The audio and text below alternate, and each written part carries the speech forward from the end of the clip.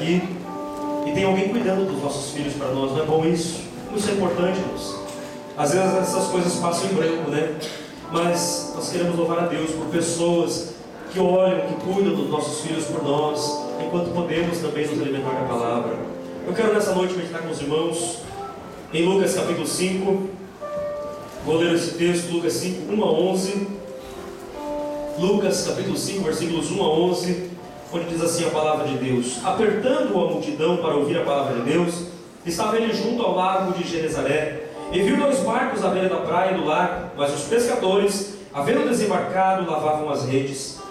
Entrando em um dos barcos, que era o de Simão, pediu-lhe que o afastasse um pouco da praia, e assentando-se, ensinava do barco a multidão. Quando acabou de falar, disse a Simão: faze-te ao mar alto, e lançai as vossas redes para pescar. Respondeu-lhe Simão: mestre, havendo trabalhado toda a noite, nada apanhamos, mas sobre tua palavra lançarei as redes. Fazendo assim, colheram uma grande quantidade de peixes, e rompia-se-lhes a rede. Fizeram sinal aos companheiros que estavam no outro barco, para que fossem ajudá-los. Foram e encheram ambos os barcos, de maneira tal que quase iam a pique. Vendo isso, Simão Pedro prostrou-se aos pés de Jesus, dizendo: Senhor, afasta-te de mim, sou homem pecador. Pois o espanto se apoderara dele e de todos os que com ele estavam, por causa da pesca que havia feito. E de igual modo também de Tiago e João, filhos de Zebedeu, que eram companheiros de Simão. Disse Jesus a Simão: não temas, de agora em diante serás pescador de homens. E levando os barcos para a terra, deixaram tudo e o seguiram. Amém, igreja? Por gentileza, tome o seu assento. Eu quero compartilhar convosco essa palavra que traz como tema: tudo entregarei. É um tema que Deus tem colocado no meu coração no dia de hoje, estudando a palavra do Senhor durante essa semana. Deus tem nos proposto essa meditação. É uma meditação simples, irmãos. É apenas alguns tópicos, alguns pontos sobre este versículo, uma mensagem expositiva sobre este capítulo 5, dos versículos 1 a 11, mas que tem algumas verdades importantes e poderosas para nós. Há algumas observações que nós encontramos nesse texto, e dentre essas observações, algumas, por exemplo, nós estamos aqui vendo o lago. Eles estavam reunidos ali, eles estavam o texto do versículo 1 nos fala que, apertando a multidão para ouvir a palavra de Deus, estava ele junto ao lago de Genezaré. Aqui é uma informação geográfica concernente a um local, uma localidade que é chamado de Lago de Genezaré. Que lugar era esse? Esse lago, irmãos, também conhecido como Mar da Galileia, ou então Mar de Tiberíades, porque havia ali cidades em volta. Uma dessas cidades era chamada Tiberíades, que foi construída por Herodes para um imperador romano chamado Tibério César. Então esse grande lago era chamado de Mar de Tiberíades, mas não era um mar de água salgada, era um lago de água doce. Era um grande lago. Esse é um grande lago que ainda existe lá em Israel.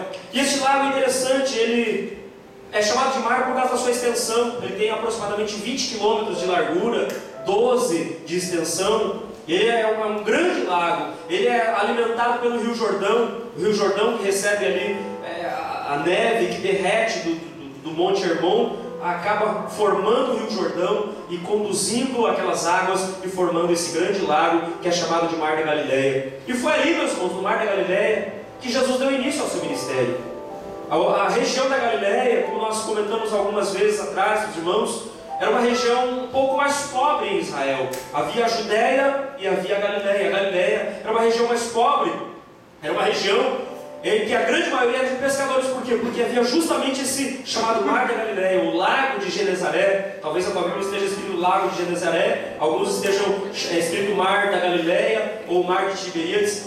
Ele era uma importante fonte de renda. E qual era a maior renda? Era justamente a pesca. Por ser esse lago grande, que parecia um mar realmente, pela sua extensão, mas ele tinha uma variedade grande de peixes ali. E por causa desses peixes, as cidades se desenvolveram em volta desse grande lago, e ali havia então os pescadores, construíram as suas comunidades, e havia pescadores, e foi ali que Jesus encontrou os seus discípulos. Nós vamos encontrar, por exemplo, no capítulo 1 de Marcos, no versículo 16 a 20, Jesus chamando os discípulos. Se você quiser por curiosidade abrir Marcos capítulo 1, os versículos 16, você vai ver Diz assim a palavra de Deus: andando Jesus junto ao mar da Galileia. Olha, foi ali que Jesus comissionou os primeiros discípulos. Era uma região mais pobre, era uma região menos importante em Israel, porque os pescadores, eles eram as pessoas mais desprovidas de estudo, não tinham as mesmas condições, mas foi ali que Jesus começou a sua grande obra na terra, chamando discípulos, pessoas simples, e pelo menos, meus irmãos, em torno de 6 ou 7 eram pescadores. Não sabemos a quantia exata, mas pelo menos 6 ou 7 discípulos de Jesus eram pescadores, faziam parte da atividade da pesca. Então foi ali, nós encontramos ali Jesus comissionando, por exemplo, Pedro e seu irmão André foram chamados sendo pescadores. Tiago, seu irmão João, foram chamados quando eles estavam trabalhando na atividade da pesca. Esse lago então foi muito importante no desenvolvimento não só da região, como também do ministério de Jesus. E eu, estudando essa palavra, eu parei para pensar, por que Jesus escolheu pescadores para fazer a sua obra? Você já parou para perguntar algo a respeito disso? Por que Jesus escolheu pescadores? Por que ele não escolheu pessoas, por exemplo, que estavam no palácio de Herodes? Um dos discípulos de Jesus era Levi, ele era publicano, ele era coletor de impostos, era uma pessoa que já tinha uma condição um pouquinho melhor. Havia outros discípulos como Judas. Ele veio de uma região mais nobre, como já dissemos anteriormente. Inclusive, numa das ceias passadas, nós pregamos sobre a vida de Judas. Ele tinha uma condição melhor, e ele era um dos discípulos de Jesus. Ele veio de uma região mais nobre de Israel, veio da região da Judéia. A sua região era uma região nobre.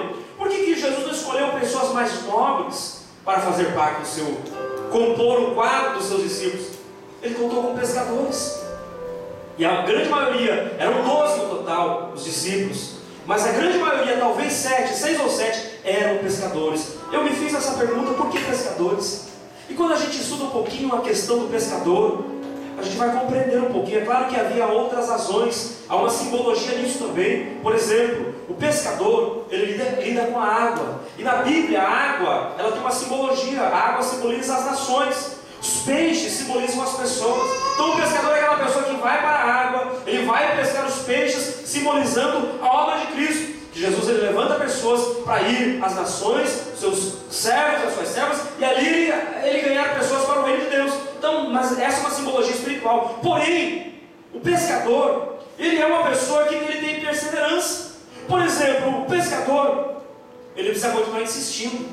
Se a pessoa vai para a pesca e ele na primeira tentativa ele desiste, ele demonstra que não é um pescador. Irmãos, por exemplo, eu já tentei pescar, né? Já tentei algumas vezes pegar uma varinha, ir para a beira, não aqui no Japão, né? Aqui no Japão eu nunca pesquei, mas antes, quando na minha adolescência, minha juventude, tentei pescar alguns peixes. Fui lá, e montei a linha, e montei a vara, e comprei um anzol, e peguei e falei: bom, acho que peixe gosta de minhoca, então fui lá, peguei minhoca. Mas eu fui tentar, meus irmãos, e não consegui pegar peixe. Não consegui, a minha primeira tentativa falhou. E aí eu passei alguns minutos ali, os borrachudos. Eu sou de uma região onde tem muito borrachudo, não sei se você conhece, por borrachudo, não sei como é que é o nome lá na tua terra. Na minha terra se chama borrachudo, que eles, insetozinhos bem pequenininhos, ficam ali, meus irmãos, tentando a gente, mordendo, e eles se enchem, né? Quase estoura, fica mordendo a gente lá dentro do rio. E os borrachudos me mordendo, os mosquitos perdendo me mordendo, e eu desisti. Sabe por que a gente desiste? Porque a gente não é pescador. Porque o pescador, ele persevera, ele precisa perseverar. O pescador, meus irmãos, ele continua insistindo, mesmo que na primeira tentativa ele não consegue pegar o peixe. O pescador, ele tem que ser paciente. Ele não pode, meus irmãos, ficar irritado ali, ficar nervoso, começar a bater na água, começar a surrar o negócio. Ele não pode pegar a vara e começar. Ele tem que ser paciente. Tem que colocar lá a vara, ele tem que ficar e esperar o momento. Isso é paciência. Ele tem que esperar pelo peixe. Se o peixe estiver com vontade, se ele se encantar pela isca, ele vem, senão ele não vem. É uma característica do pescador, não é verdade? Uma outra característica do pescador é que ele é estratégico. Irmãos, muitas pessoas falham na pesca porque ele acha que todo peixe come minhoca, e não é assim.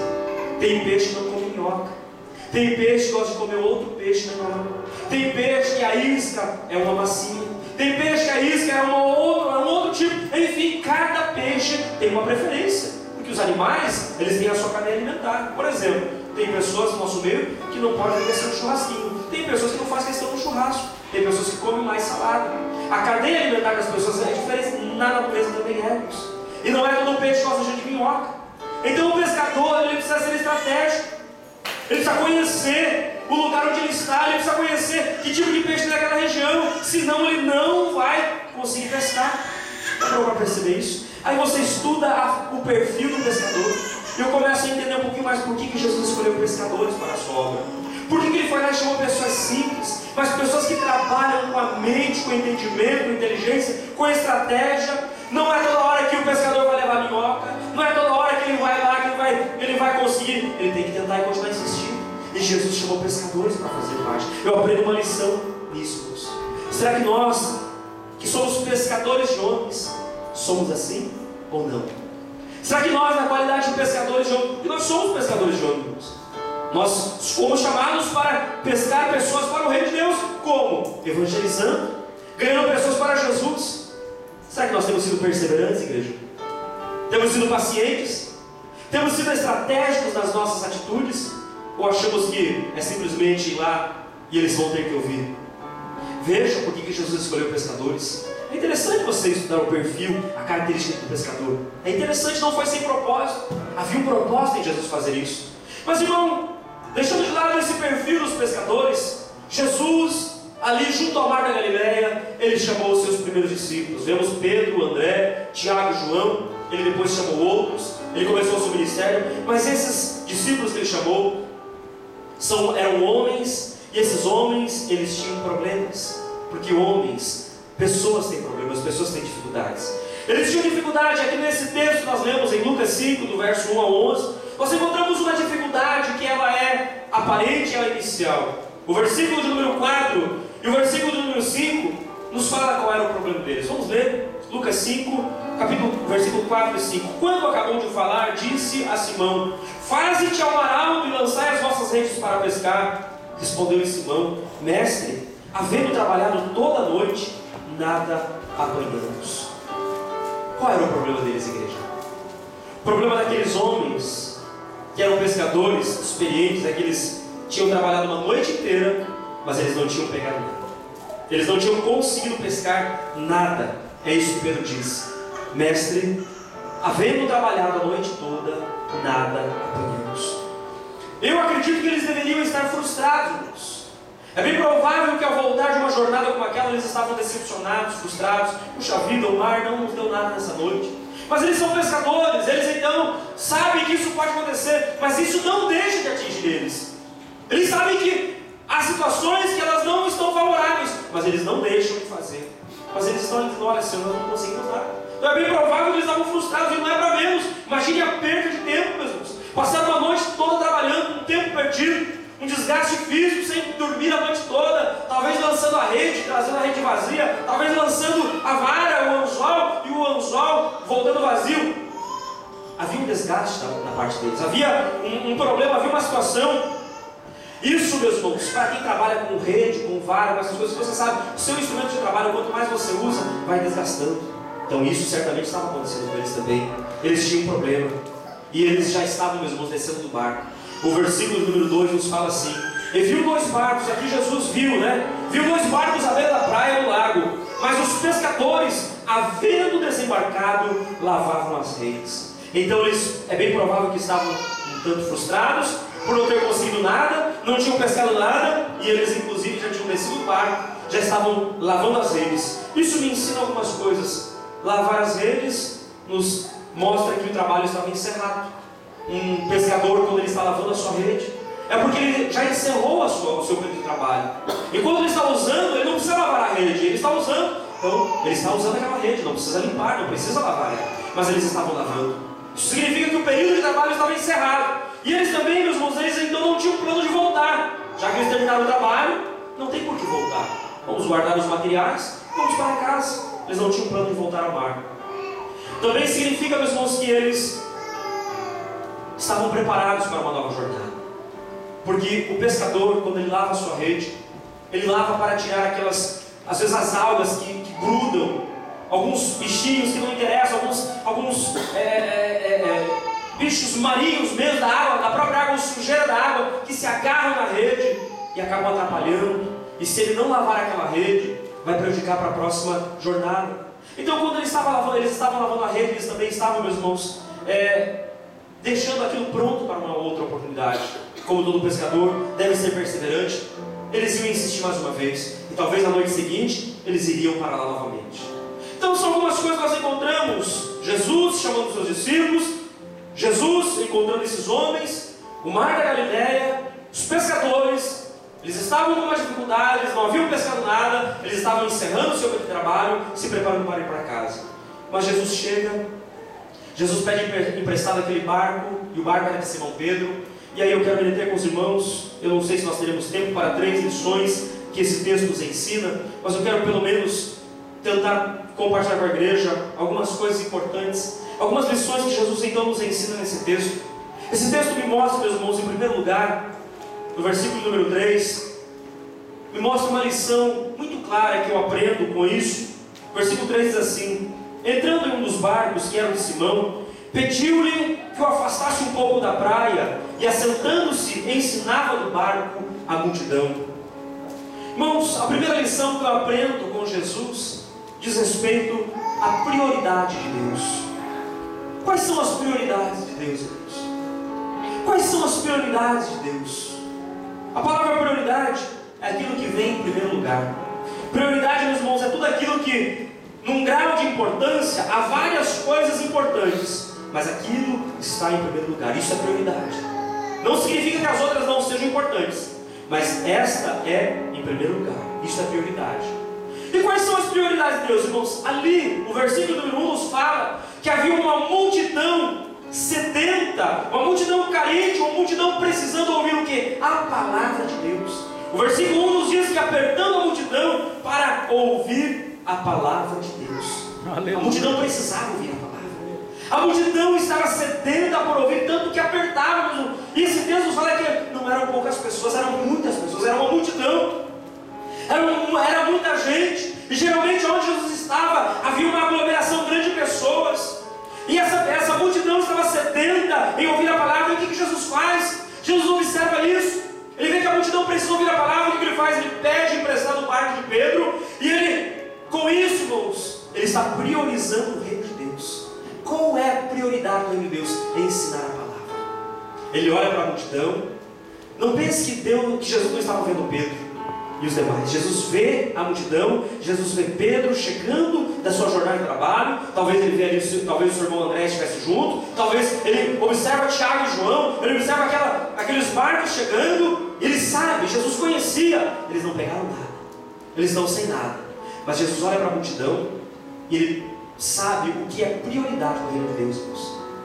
E essa é a primeira lição que eu aprendo com Jesus nesse texto.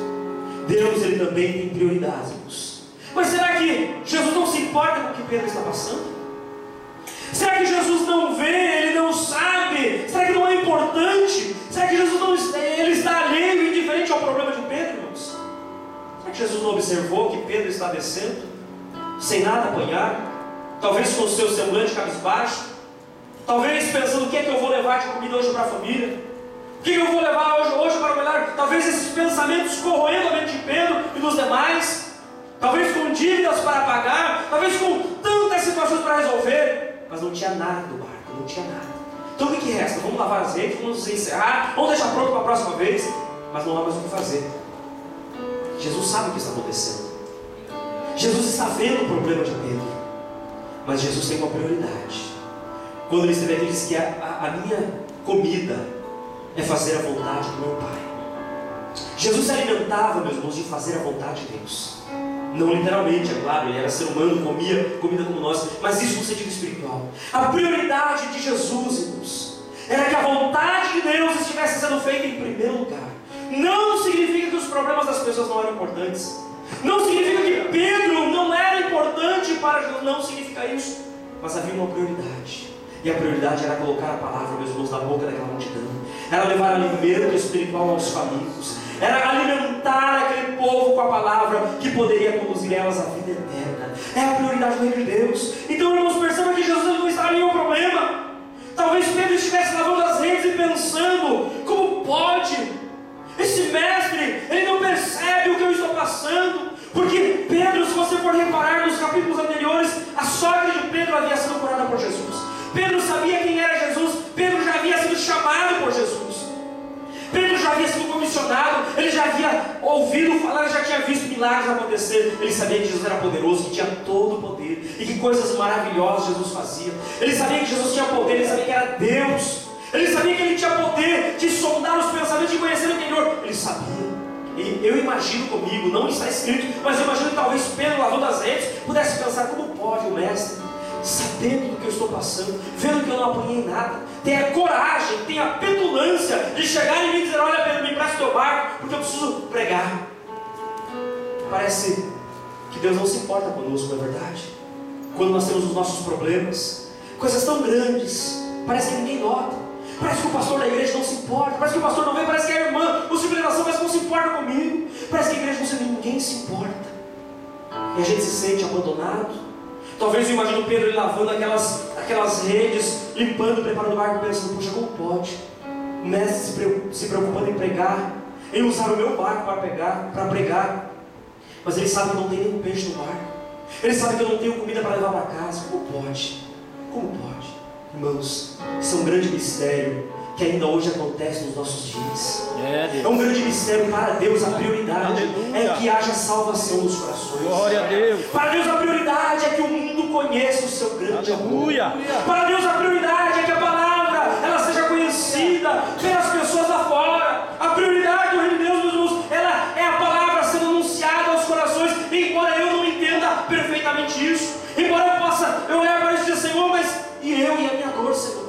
Senhor, olha para o meu machucado, Senhor, olha o que eu estou passando. O Senhor não se importa. Ele se importa. Mas o reino de Deus funciona diferente. Aleluia. O reino de Deus não funciona para mim exclusivamente. Ele funciona para Deus. Ele funciona para Deus. E quando eu entro no reino de Deus, eu vou ser alcançado, eu vou ser atingido. Mas o reino é de Deus e não meu. Deus sabe o que eu estou passando. Deus sabe as lutas que eu estou vivendo. E Ele tem uma solução para mim também. Mas a prioridade, meus irmãos, é a salvação. Sempre foi e sempre será. Se você olha de Gênesis até os Evangelhos, você vai ver Deus preparando o povo para a salvação. Deus levantando profetas, anunciando uma salvação que viria. Deus sabia do cativeiro, Deus sabia das tribulações, Deus sabia das derrubadas que Israel ia sofrer, mas Ele prepara o povo para a salvação. Gálatas, capítulo 4, versículo 4, Paulo diz que quando chegou a plenitude dos tempos, Deus enviou o seu Filho. Deus preparou todo um tempo para enviar Jesus, porque o projeto de Deus era e é a salvação. Aleluia. E esse texto me ensina, meus irmãos, o que é a prioridade para Deus. Prioridade para Deus, meus irmãos, é aquilo que nós encontramos em Isaías, no capítulo 61, no versículo 1, e que Jesus repetiu em Lucas, no capítulo 4, no versículo 18, quando ele abriu o rolo do livro do profeta Isaías, e ele diz: o Espírito de Deus está sobre mim, pelo que me ungiu para proclamar, para anunciar a salvação aos necessitados. Prioridade do reino de Deus, meus irmãos, é aquilo que Jesus disse quando ele teve um encontro com Zaqueu, no capítulo 19 de Lucas, no versículo 10, ele diz: porque o Filho do Homem veio buscar e salvar aquele que se havia perdido. Prioridade para Deus, meus irmãos, é aquilo que João escreve no capítulo 10, no versículo 10: o ladrão não vem senão a matar, roubar e destruir, mas a prioridade de Deus é: eu vim para que vocês tenham vida e vida em abundância. Prioridade para Deus, igreja, é aquilo que Jesus disse em Mateus no capítulo 9, no versículo 13: eu não vim chamar os justos, mas sim os pecadores ao arrependimento. A prioridade no reino de Deus é a sua vontade em primeiro lugar. E foi isso que Jesus fez, irmãos. Jesus sabia que a noite de Pedro tinha sido frustrante e terrível. Jesus sabia que não havia peixe para Pedro, para André, para Tiago e para João. Não havia peixe para eles venderem no mercado e levar sustento para a família. Não havia nada. Mas Jesus sabia que aquela multidão precisava da palavra. Aleluia. E Jesus, irmãos, Ele nos mostra que o seu padrão não mudou. A sua prioridade continua sendo que o reino dele seja em primeiro lugar nas nossas vidas. Será, meus irmãos, que o reino de Deus tem prioridade entre nós? Será que o reino de Deus é prioridade? Será que ele vem em primeiro lugar na nossa vida, igreja? Nesses dias que nós estamos vivendo, será que nós podemos aprender essa lição com Jesus? Jesus olha para Pedro, olha para o barco, olha para Pedro lavando as redes, mas ele sabe o que é prioridade. Ele não está menosprezando o que Pedro está passando, mas ele quer glorificar o nome de Deus, irmãos. Porque ele sabe que quando se busca em primeiro lugar o reino de Deus e a sua justiça, as demais coisas, elas nos serão acrescentadas. É bíblico isso, irmãos. É palavra de Deus isso. Por isso que Jesus ele estabelece em primeiro lugar a vontade de Deus nos corações? Nós levamos a sério aquilo que Jesus levou a sério, igreja? Nós que fomos salvos, o que ocupa o primeiro lugar no nosso coração, igreja? Então eu aprendo uma primeira lição neste texto da palavra de Deus: a prioridade de Deus. Tinha Pedro, André, Tiago e João. Jesus tinha algo para eles também, mas Jesus tinha uma prioridade. Havia uma multidão sedenta, e sempre que houver, meus irmãos, um coração sedento, o Senhor vai se manifestar. Sempre que houver. Há uma segunda lição que eu também aprendo com esse texto. Essa lição, meus irmãos, é a lição da fé. Capítulo 5, que nós estamos lendo de Lucas, há uma lição da fé. O versículo 4 e 5 nos diz assim: quando acabou de falar, versículo 3 diz assim: entrando em um dos barcos que era de Simão, pediu-lhe que afastasse um pouco da praia, e assentando-se, ensinava do barco a multidão. Este barco era o barco de Pedro, Simão Pedro. Versículo 4: quando acabou de falar, disse a Simão: faze-te ao mar alto e lançai as vossas redes para pescar. Respondeu-lhe Simão: mestre, havendo trabalhado toda a noite, nada apanhamos, mas sobre tua palavra lançarei as redes. Aleluia. A segunda lição que eu aprendo nesse texto também, irmãos, é a lição da fé. O que nós entendemos por fé, igreja? O que nós compreendemos por fé? Há muitas definições para a fé que nós encontramos. Algumas dizem, por exemplo, que fé é crer no invisível. Outras definições dizem que fé é esperar, é confiar em Deus. Eu creio que estão todas certas. Eu particularmente tenho uma definição que eu gosto de usar, e eu falo isso muitas vezes a mim mesmo, procuro transmitir isso a mim mesmo, ao meu próprio coração. Particularmente eu penso que fé, para mim, significa obediência em ação. Obediência em ação, para mim, é o que eu entendo como fé. Não desmerecendo as outras definições, que são todas corretas e bíblicas, mas particularmente eu compreendo que biblicamente, para mim, eu vejo que fé é obediência em ação. Por quê? Veja, deve ser complicado para um pescador, ainda mais se for um pescador profissional, receber um conselho de um novato, não é assim? Você já percebeu aquelas pessoas que estão na fábrica há muito tempo, ele tem 10 anos de firma, quando às vezes chega um novato, mas ele sabe mais do rongô, ele sabe mais alguma coisa a mais, um chefe japonês, ele acabou de chegar na fábrica, mas ele é japonês, ele tem algumas prerrogativas a mais que o brasileiro, então não importa, aí a diretoria vem lá e coloca aquele japonês, e aquele japonês que acabou de chegar, começa a ensinar aquele que já tem tantos anos de firma. Aquilo às vezes causa um constrangimento, né?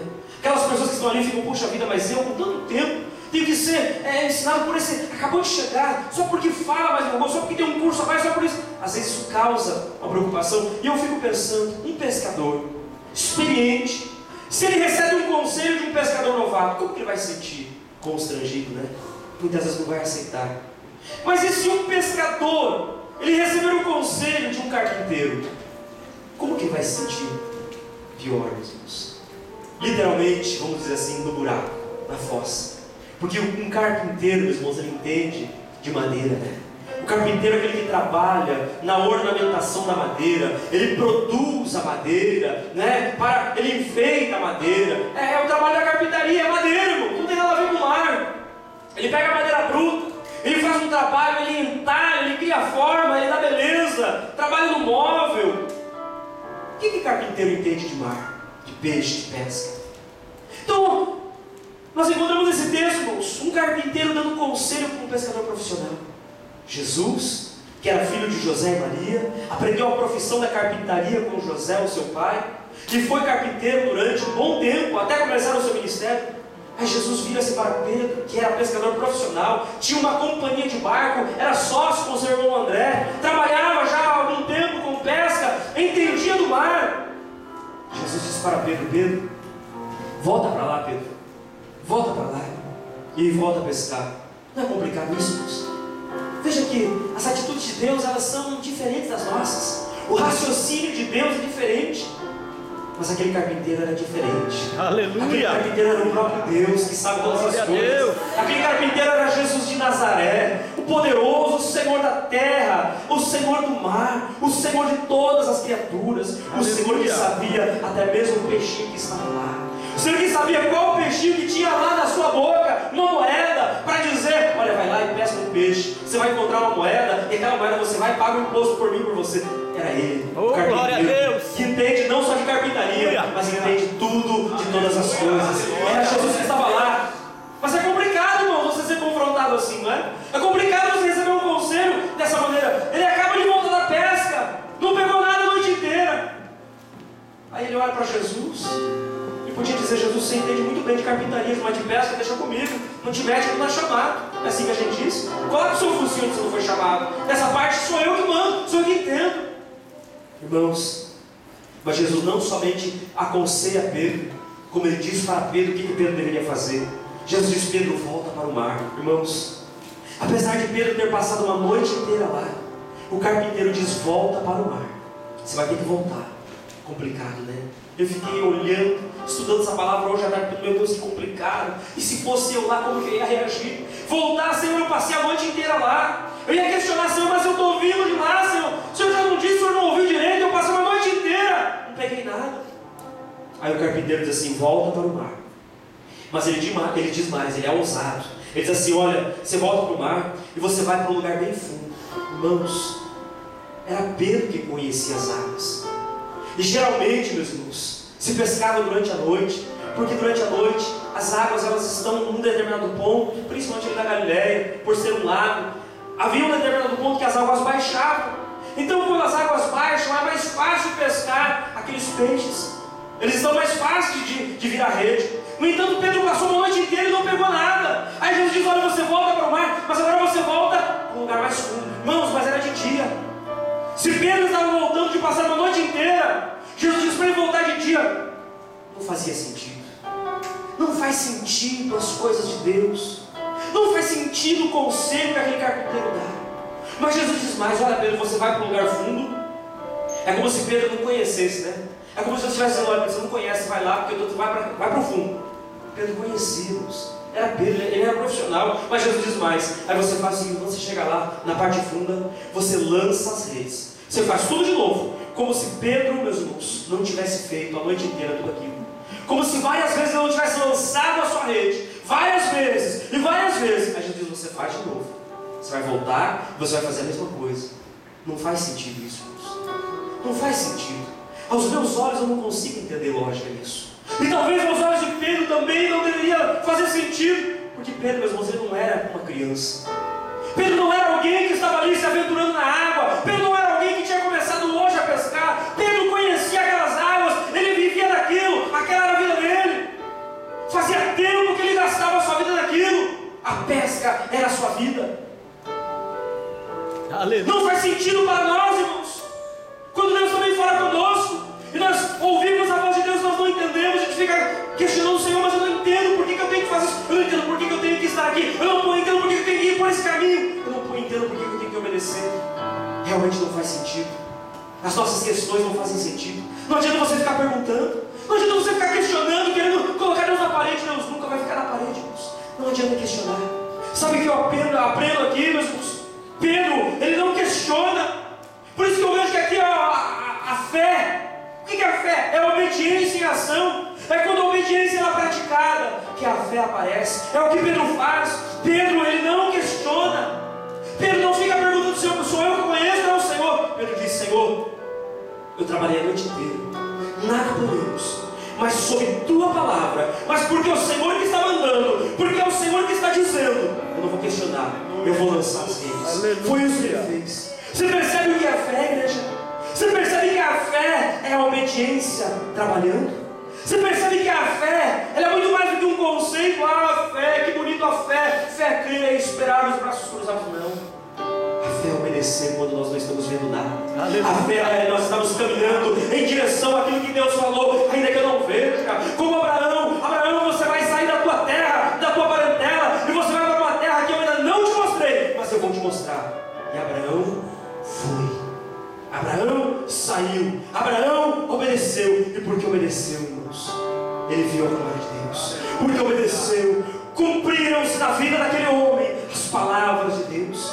Fé é muito mais do que um conceito. Fé é obedecer a palavra do Senhor, é colocar em prática aquilo que o Senhor diz para nós, ainda que nós não entendamos, ainda que nós não compreendamos.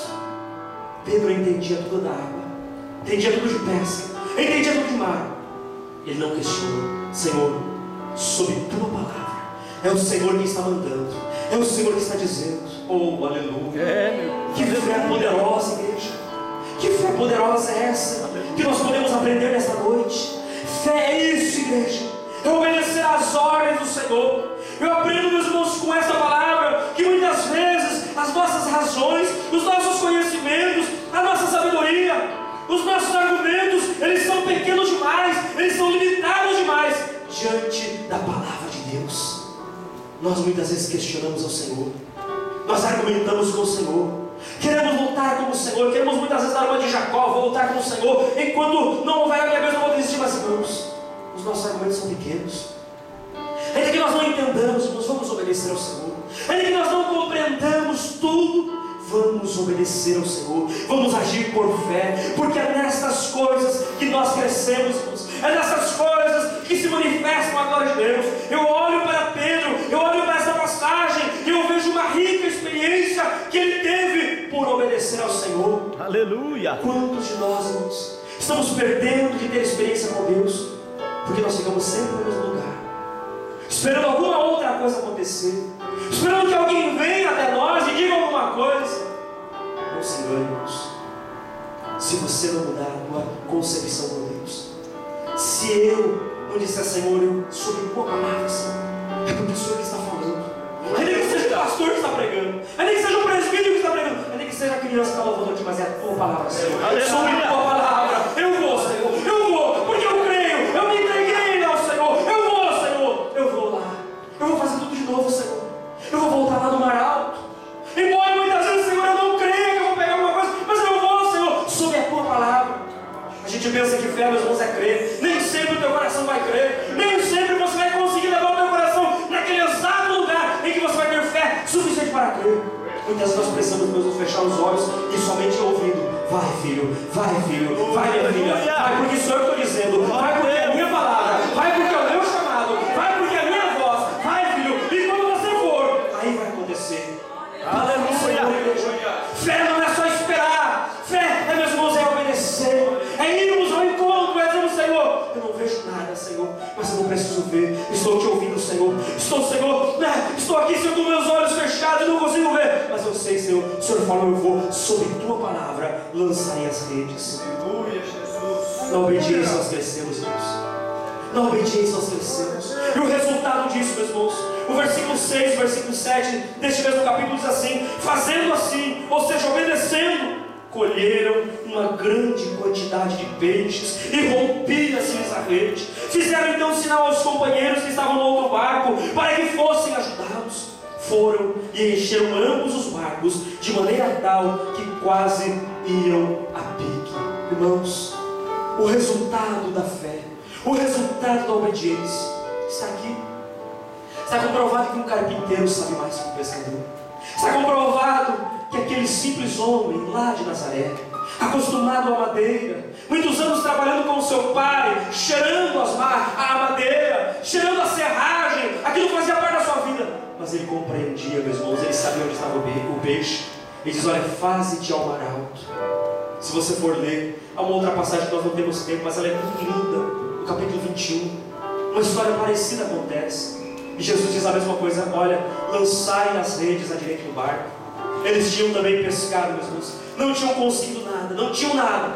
E o mesmo carpinteiro, só que agora Salvador da humanidade, ressurreto, diz para eles, olha, lançai a rede à direita do barco e vocês vão encontrar. E eles obedeceram, meus irmãos. Encontraram 153 grandes peixes. E o capítulo 21 de João nos diz que as redes, o barco também estava enchendo, de tal maneira também que eles tiveram um grande lucro. Por que isso, irmãos? Porque fé e obediência caminham juntas. Nunca esqueça dessa palavra, igreja. Fé e obediência caminham juntas. Não espere alguma coisa acontecer. Obedeça quando o Senhor mandar. Obedeça quando a palavra vem ao teu coração. Porque fé e obediência trazem resultados. Fé e obediência caminham juntos. E a terceira lição que eu aprendo, meus irmãos, eu estou resumindo e encurtando devido ao nosso horário, mas a terceira lição que eu aprendo nesse texto, meus irmãos, é a lição do confronto. A primeira lição é a lição das prioridades. A segunda lição é a da fé. E a terceira é a do confronto. Versículos de número 8 até o 11 diz assim: vendo isso, Simão Pedro prostrou-se aos pés de Jesus, dizendo: Senhor, afasta-te de mim, sou homem pecador. Pois o espanto se apoderara dele e de todos os que com ele estavam, por causa da pesca que haviam feito. E de igual modo também de Tiago e João, filhos de Zebedeu, que eram companheiros de Simão. Disse Jesus a Simão: não temas, de agora em diante serás pescador de homens. E levando os barcos para a terra, deixaram tudo e os seguiram. O que é confrontar, irmãos? O que significa confrontar? A palavra confrontar é pôr de frente posições diferentes, posições distintas. Confrontar é quando coisas opostas estão uma de frente para a outra. Por exemplo, uma guerra entre os países é chamada de um confronto. Quando os países eles se lançam a uma guerra, eles estão em meio a um confronto, porque eles têm ideias diferentes, opiniões diferentes, então eles se confrontam para decidir naquela guerra. O confronto é ideias diferentes, posições diferentes, de frente uma para o outro. E aqui, meus irmãos, nesse texto, nós encontramos um confronto também. Qual é o confronto que nós encontramos aqui? Um confronto, meus irmãos, entre continuar do jeito que está, continuar vivendo da mesma maneira, continuar sendo o mesmo pescador de peixes, ou deixar tudo e seguir a Jesus. Esses homens, em especial aqui eu quero destacar a vida de Pedro, ele é confrontado. Assim como eu e você, nós somos confrontados. Nós somos confrontados na nossa história. Nós somos confrontados na nossa vida. Há momentos da nossa vida que nós somos colocados em uma situação, há uma situação na nossa frente e nós temos que tomar uma decisão. E geralmente os confrontos mais difíceis acontecem quando nós estamos ouvindo a palavra de Deus. Os confrontos mais difíceis, irmãos, de nós decidirmos, são aqueles onde a palavra está sendo pregada, porque a palavra é a verdade de Deus. E quando a verdade de Deus se encontra com a nossa mentira, nós temos somente duas escolhas: ou aceitamos a verdade de Deus e dizemos que somos pecadores e precisamos de ajuda e de perdão, ou nós continuamos da mesma maneira e dizemos: não, está tudo bem comigo, eu não vou mudar, eu vou continuar do jeito que está. Mas se nós somos confrontados, somos. Eu tenho visto isso porque cada culto, meus irmãos, que eu venho para esta igreja, ou em qualquer igreja que eu esteja participando, em cada culto que eu estou presente, eu tenho sido confrontado pela palavra de Deus. Eu tenho sido confrontado pelos louvores que é cantado aqui. Eu tenho sido confrontado pela palavra que é ministrada. Eu tenho sido confrontado. As minhas ideias, as minhas opiniões, elas batem de frente com a palavra. Porque muitas vezes a gente tem um pensamento, a gente acha que tem que ser assim. Eu fui ensinado assim, os meus pais me ensinaram assim, o meu discipulado foi assim, não, meu pastor me ensinou assim, não, eu aprendi assim, eu entendo, eu interpreto a Bíblia assim. Mas às vezes a minha interpretação está errada, porque eu posso interpretar errado. Às vezes a minha concepção daquilo que é certo e errado, ela está falhando. E quando a palavra é ministrada, muitas vezes a luz vai chegar na escuridão. E quando a luz chega na escuridão, eu sou confrontado, levanta-se uma guerra, porque há posições opostas. É eu, o meu pensamento, e aquilo que a palavra de Deus está dizendo. E aí, o que acontece conosco? Nós olhamos para nós e dizemos: puxa, se eu ceder, eu vou perder. Não é assim? Se eu for lá na frente, dobrar meu joelho, todo mundo vai pensar que eu sou um fraco, eu sou um derrotado. Não, eu vou ficar aqui no banco, está tudo bem comigo. Não, a palavra não falou comigo, falou com aquela irmã. A palavra foi para aquele irmão que não veio. Para mim não, está tudo bem. Nós somos confrontados, mas a gente muitas vezes escolhe o caminho de nós deixarmos como está. Esses homens foram confrontados, irmãos. Eles viram um grande milagre. Eles experimentaram um grande poder, porque eles não tinham pegado nada a noite inteira. E de repente o carpinteiro diz para eles voltar ao mar, lançar as redes lá na parte alta. Eles obedecem, eles vão. E Pedro em especial ele fica abismado, a ponto de o seu barco quase afundar. Ele tem que chamar os companheiros e dizer: olha, vem me ajudar, vem, porque senão meu barco vai afundar. Você já pensou o que é isso? Tanto peixe no barco dele. O barco não deveria ser pequeno. Barcos de pesca geralmente não eram pequenos, porque não havia apenas um pescador, haviam vários pescadores. Geralmente era uma companhia junto, e havia outros juntos, havia pessoas que estavam juntos. Então, meus irmãos, eles voltam, o barco está cheio de peixe. Eles viram um grande milagre.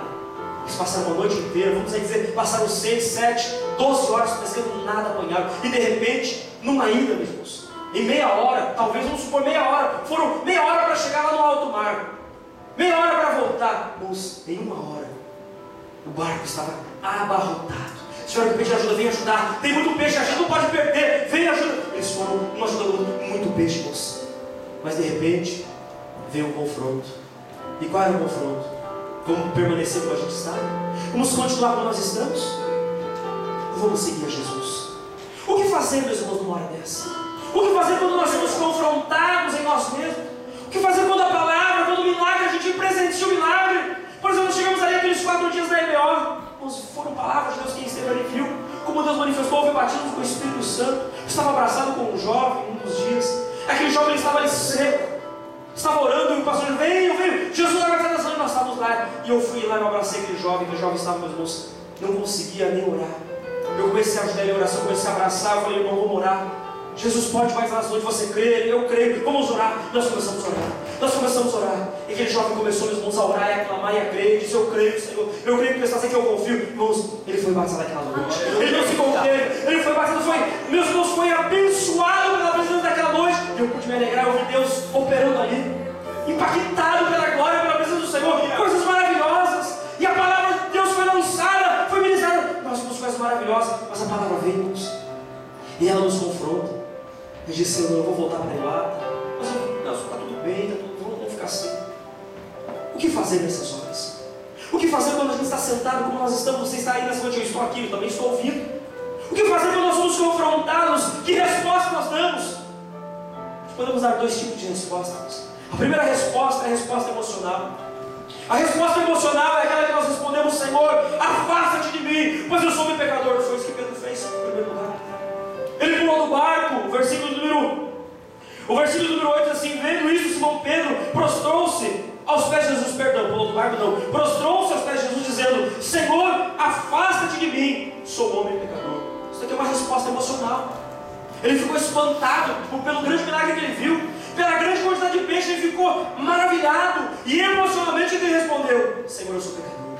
Ele reconheceu que era pecador. Foi confrontado? Foi confrontado. E geralmente quando a gente é confrontado, lágrimas vêm ao nosso coração. Realmente Deus está falando comigo. Oh Senhor, que bom que falou comigo pela palavra, que palavra. Oh, glória a Deus por esse louvor, que bênção, Senhor. Mas aí vem a hora da decisão. É quando Jesus ele brada mais forte. É quando Jesus ele não apenas quer que a nossa emoção seja tocada, mas a nossa razão. Não apenas o nosso emocional diga: Jesus, eis-me aqui, Jesus, que lindo milagre, Jesus, que bênção. Nós podemos fazer isso, todos podemos fazer isso. Mas Jesus ele nos ensina, meus irmãos, que há uma outra resposta possível e melhor quando nós somos confrontados. É a resposta, meus irmãos, que não é a resposta somente da razão.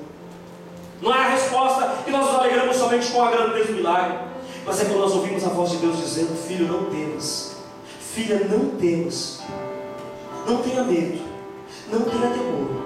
Sou eu mesmo, mas eu quero te fazer pescador de homem. Aleluia. Sou eu que estou te chamando, sou eu que estou te comissionando para ser um pescador de homens. É quando nós ouvimos a voz de Deus, meus irmãos, e nós temos que responder a essa resposta. E nós temos que deixar tudo para trás e seguir ao Senhor. Senhor, é comigo que o Senhor fala. Esta palavra é para mim, Senhor. Sou eu que tenho que abandonar o barco. Sou eu que tenho que deixar, Senhor. Sou eu que tenho que deixar tudo para trás e seguir o Senhor. É essa a resposta que Jesus quer ouvir de nós hoje. Veja que a emoção nos leva a dizer: Senhor, eu sou pecador. Mas a razão me faz eu deixar tudo para trás e seguir a Jesus. Que resposta que Pedro deu para o Senhor naquele dia? Qual foi a resposta que Pedro deu? O versículo nos fala que eles, levando os barcos para a terra, deixaram tudo e o seguiram. Aleluia! Glória a Deus. Por isso que o tema dessa mensagem é: tudo entregarei. O cantor cristão, ele tem um hino que já foi cantado aqui na igreja, escrito por um homem de Deus há séculos atrás. E esse homem de Deus, ele era um professor muito brilhante numa universidade dos Estados Unidos. Ele dava aulas, ele tinha um chamado muito bonito para lecionar. Mas um dia Jesus confrontou ele, para que ele deixasse a sua sala de aula, para que ele deixasse aquilo que ele estava fazendo, ele fosse um pescador de almas. E aquele professor, quando ele foi confrontado pela palavra de Jesus, ele diz que ele sentiu um grande medo, um grande temor, porque ele estava trocando o certo pelo duvidoso. Era trocar a faculdade, as aulas da faculdade, o seu bom salário, pela voz de Deus. Mas ele diz que ele teve coragem de deixar tudo para trás e seguir Jesus no momento mais crítico que ele viveu. Jesus deu um hino para ele. E o hino, meus irmãos, a letra diz assim: tudo, ó Cristo, a ti entrego, tudo sim por ti darei, resoluto, mas submisso, sempre, sempre seguirei. O coro do hino diz assim: tudo entregarei, sim, por ti, Jesus bendito, tudo deixarei. Você conhece? Aleluia. Tudo entregarei. Aleluia. Tudo entregarei.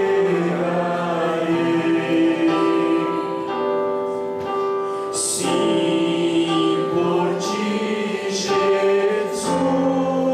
bendito, tudo deixarei. Mais uma vez, igreja, vamos cantar para Jesus. Tudo entregarei. Você pode repetir, por gentileza? Tudo entregarei.